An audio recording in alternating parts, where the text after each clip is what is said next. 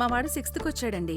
School మార్చాలి. ఎన్ని facilities ఉంటే ఏం లాభం? సబ్జెక్ట్ లో అసలు స్టాండర్డ్స్ లేనప్పుడు. మా అమ్మాయి స్కూల్లో అకాడమిక్స్ ఓకే అండి, కానీ అది తప్ప ఇంకేమీ లేదు. గ్రౌండ్ చాలా బాగుంది, కానీ వేరే యాక్టివిటీస్ చాలా వీక్. కంగారు పడకండి. రెసిడెన్స్ స్కూల్స్ తో మంచి చదువుతో పాటు all round development. Right age లో రైట్ ఫౌండేషన్ తో రెసిడెన్స్ స్కూల్స్ ఇప్పుడు హైదరాబాద్ అంతటా. తమిళనాడులో అసెంబ్లీ ఎన్నికల వేడి అప్పుడే మొదలైంది. ఏఐఏడీఎంకే ప్రధాన కార్యదర్శి పళనిస్వామి 5 కీలక హామీలతో కూడిన తొలి విడత మేనిఫెస్టోను ప్రకటించారు. మహిళలతో పాటు ఇకపై నగర బస్సుల్లో పురుషులకు కూడా ఉచిత ప్రయాణ సదుపాయం కల్పిస్తామని సంచలన ప్రకటన చేశారు.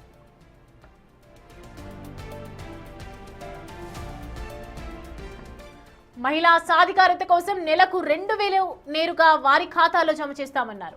అమ్మ ఇంటి పథకం కింద గ్రామీణ పట్టణ ప్రాంతాల్లో ఇల్లు లేని పేదలకు, ఎస్సీ కుటుంబాలకు ప్రభుత్వమే స్థలం కొని ఇల్లు నిర్మించిస్తుందన్నారు.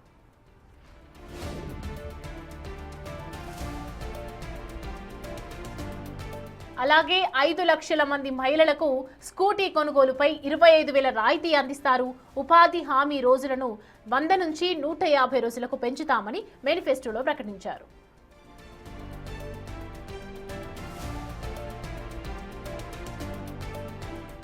రైట్, ఇదే అంశానికి సంబంధించి పూర్తి డీటెయిల్స్ అందించడానికి మా ప్రతినిధి దామోదర్ జాయిన్ అవుతున్నారు. దామోదర్, మగాళ్లకు ఫ్రీ బస్ అని, మహిళలకు స్కూటీ కొనుగోలుకు సంబంధించి ఇవన్నీ కూడా గ్యారంటీస్ అన్ని ఇప్పుడే అమలు చేయటం ఏంటి? దీనికి సంబంధించి డీటెయిల్స్, రాజకీయంగా ఏదైనా ప్రకంపనలు, ముందు జాగ్రత్త ఏమని అనుకోవచ్చు దీన్ని? సౌమ్య, ఏఐడిఎంకే తన ఎన్నికల ప్రచారాన్ని ఇప్పటికే ప్రారంభించింది. అందులో భాగంగా మాజీ ముఖ్యమంత్రి పళనిస్వామి నియోజకవర్గాల్లో పర్యటన కొనసాగిస్తున్నాడు. గత 15 రోజుల క్రితమే ఆయన మొదటి విడత ఎన్నికల ప్రచారాన్ని ప్రారంభించాడు. ఇందులో భాగంగా ఆయన ఈ రోజు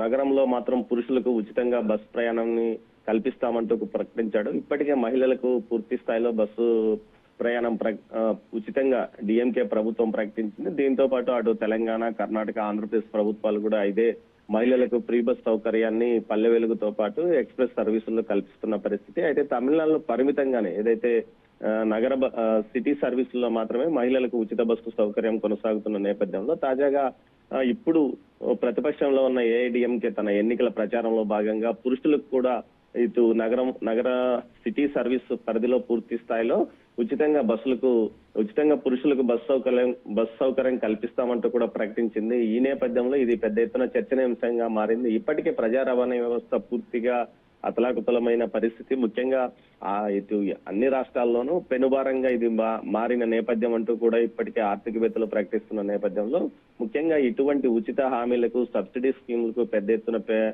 పెద్దపీట వేసే తమిళనాడులో మరిన్ని ఉచిత పథకాలను ప్రవేశపెడతామంటూ కూడా ఈ ఎన్నికల్లో ఇటు అన్నా డిఎంకే హామీలు ఇవ్వడం మొదలుపెట్టింది. ఇందులో భాగంగానే ఇటు స్కూటీలు, అదేవిధంగా ల్యాప్టాప్ల పంపిణీ, ఇప్పటికే రాష్ట్ర ప్రభుత్వం డిఎంకే ప్రభుత్వం కూడా ల్యాప్టాప్ల పంపిణీ కొనసాగిస్తుంటే ఇది మరింత విస్తృతంగా ల్యాప్టాప్ల పంపిణీ కొనసాగిస్తామని కూడా చెప్పింది.